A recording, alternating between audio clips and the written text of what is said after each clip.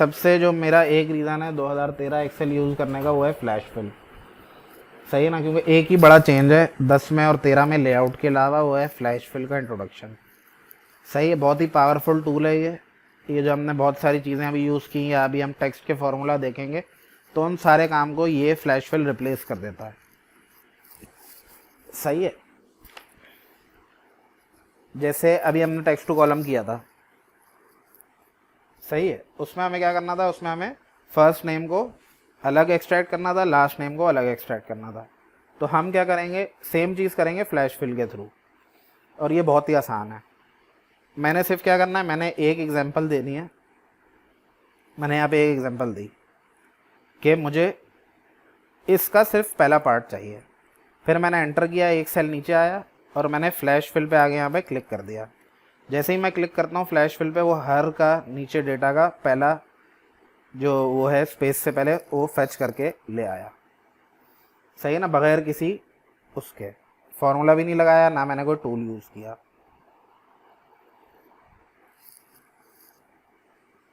सही है, ये इतना ही आसान है।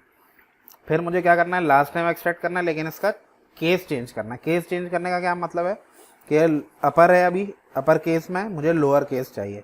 तो मैंने यहाँ पे लोअर केस डिम लिखा, फ्लैश फिल पे मैंने क्लिक किया, तो ये लास्ट नेम इसने सारे मुझे छोटे उसमें ला के दे दिए।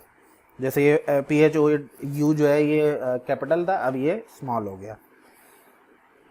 यहाँ भी क्लियर है। सही है, अब मुझे क्या चाहिए, मुझे फर्स्ट और मिडिल चाहिए। अब यहाँ पे मेरे पास पहले वाले में तो फर्स्ट है लेकिन मिडिल नहीं है, लेकिन दूसरे वाले में मेरे पास फर्स्ट भी है और मिडिल भी है। तो जैसे ये मैंने टाइप किया, अब मैं यहाँ पे फ्लैश फिल करता हूँ, तो जहाँ पे इसको मिलेगा फर्स्ट और मिडिल, वो वहाँ पे फर्स्ट और मिडिल देगा। जहाँ पे इसको सिर्फ फर्स्ट मिलेगा वहाँ पे ये फर्स्ट देगा। तो ये लॉजिक भी समझ सकता है कि हम मांग क्या रहे हैं इससे।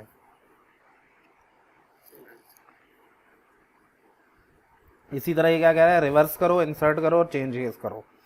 तो हम क्या करते हैं, चेंज केस हमने किया स्मॉल, रिवर्स कर दिया कि लास्ट नेम फर्स्ट में आ गया, और इंसर्ट कुछ भी बीच में एक बार कर देते हैं हम इंसर्ट। अरे ये बार हमने इंसर्ट की और हमने ये लिख दिया। अब हमने क्या किया, अच्छा फ्लैश फिल का जो शॉर्टकट है वो कंट्रोल E है, ये बता रहा है यहाँ पे। सही है, तो मैंने यहाँ आके एक सेल नीचे कंट्रोल E प्रेस किया, तो इसने क्या किया, हर के फर्स्ट और लास्ट नेम को रिवर्स किया और बीच में एक बार लगा दी। क्योंकि उसने क्या किया, बराबर वाले सेल जो हमारे A कॉलम में आ रहे हैं उनको देखा, और ऊपर जो मैंने एग्जाम्पल दिया उनको देखा एग्जाम्पल में, और उसको डेटा सोर्स को मैच करते हुए उसको उसने पैटर्न देखते हुए फिल कर दिया।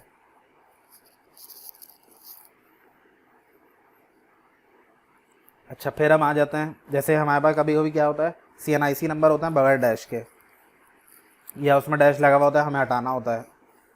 तो हम क्या कर सकते हैं, जैसे अभी ये फ़ोन नंबर है, हमें इसमें डैश लगाना है हर 3 डिजिट बाद।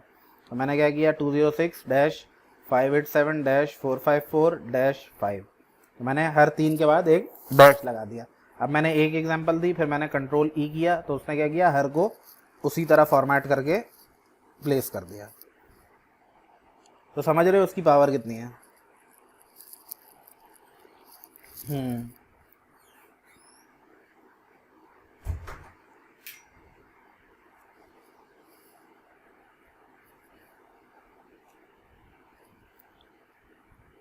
हर चीज़ कर सकता है ये, लेकिन प्रोवाइडेड कि ऐसा ना हो कि बीच में किसी में डैश आ रहा हो किसी में ना आ रहा हो, उसमें ये फेल हो जाएगा।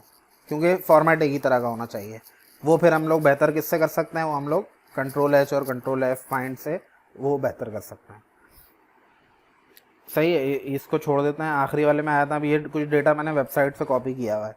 मुझे क्या करना है, मुझे व्यूज़ अलग करनी है और मुझे परसेंटेज अलग करनी है। मैं अगले सेल में आया, मैंने 1574 लिखा, फिर मैंने 2.7% लिखा। सही है, फिर मैंने क्या किया, मैंने फ्लैश फिल यहाँ पे क्लिक किया, इसने क्या किया, उसको पेस्ट कर दिया, और अगेन मैं इस पर आया और फ्लैश फिल किया, तो ये परसेंटेज भी इसने कॉपी करी। हालांकि ये दोनों एक ही सेल में थी, ये दोनों एक ही सेल में आ रही हैं, लेकिन यहाँ पे इसने अलग अलग करके मुझे दे दिया।